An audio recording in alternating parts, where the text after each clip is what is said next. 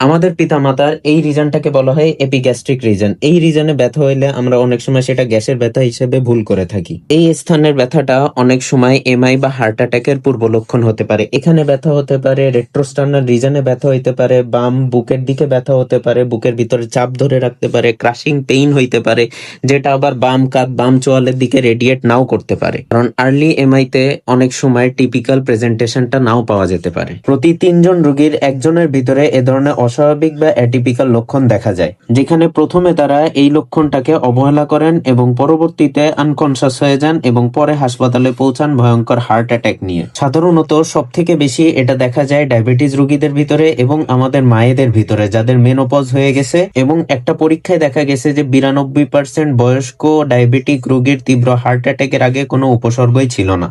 সাধারণত আমরা এ ধরনের স্বাভাবিক বা সাধারণ লক্ষণগুলোকে অবহেলা করি, যেমন অস্বস্তি লাগা, হার্ট বার্ন বা বুক জ্বালাপোড়া করা, বমি হওয়া, দুর্বলতা, ঘাম হওয়া, অস্থির লাগা। এছাড়া ব্যথাটা অনেক সময় রেডিয়েট নাও করতে পারে আপনার বাম কাঁধ বা বাম হাতের দিকে বা বাম চোয়ালের দিকে। তাই এখানে প্রতিটা উপসর্গই গুরুত্বপূর্ণ।